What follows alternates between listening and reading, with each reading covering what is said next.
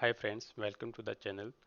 Today on the video we're gonna discuss the difference between delete and truncate statements on SQL Server. So let's start. First difference is that delete command is used to delete specified rows, one or more.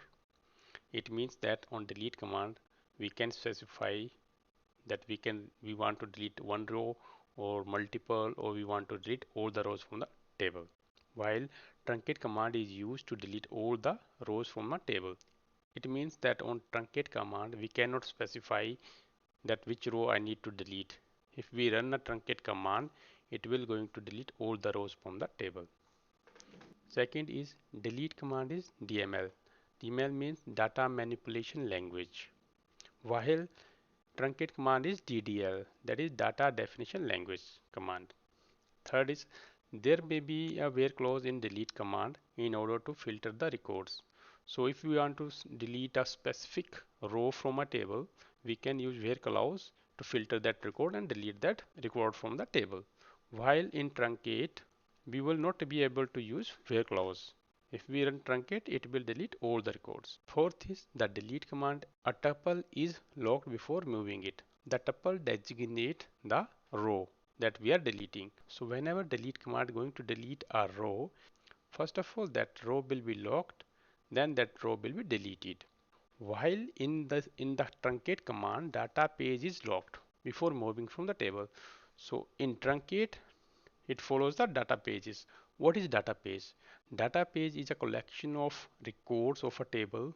Fifth difference is we can roll back the data even after using delete command, but on the truncate command we cannot roll back the data. Sixth difference is delete command is slower than truncate command, while truncate command is faster than delete command. So friends, these are the basic difference between delete and truncate command. Let's see them on a real example. So friends, let's see a difference between delete and truncate in example. So I have a table in my database with name employee. If I execute the command, you can see that I have two records. So let's see example of delete. If I want to delete only one record, then what I need to do? I will write delete command like this: delete from employee where, then we can use where clause on delete command, where employee ID equal to 1. It means that if I say that only delete employee ID equal to 1, then it will delete this row only. Let's execute this and we're gonna see the result. If I again go and select star from employee, you can see that my one row is deleted. Let's insert one more row to the table. Okay, so 5, 6, 4.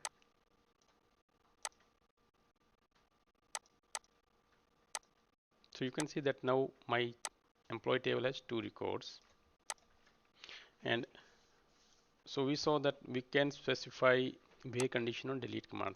Let's run truncate command. Okay, let's see the example of truncate command. So like truncate table employee. So we on the truncate command we cannot use the where clause. If I do truncate employee and I go again and check, yes, all the records are deleted.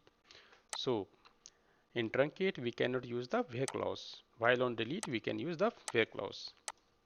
So let's reinsert the values on table.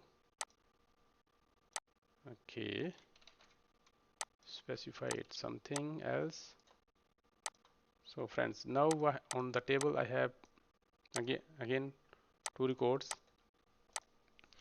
So let's do delete with rollback.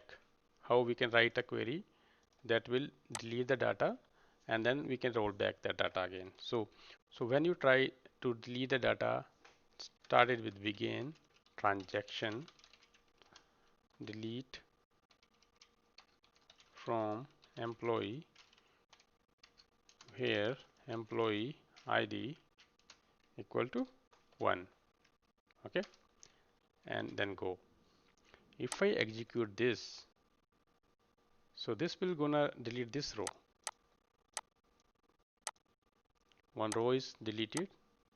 If I do select star from employee, you can see I have only one row left. But as I mentioned, if we use begin transaction, then we can roll back that transaction again. So try this, roll back transaction. If I run this again, that deleted row will be back to the table. See, that deleted row is back again. So this way we can roll back the deleted record from the deleted command. If you don't use begin transaction and only use delete command, then in that case you cannot roll back that record. So these are the major difference between delete and truncate. And one more difference between delete and truncate is that when we delete any records, when we delete any record from a table using delete statement, our identity value counter will not be reset. While when we use truncate table and table name, it will reset the unique values or like primary keys to the origin state. These are the differences between truncate and delete. Thanks for watching the video. Please do comment that you like it or not. Please subscribe to the channel and press on the bell icon for the more updates. Thank you.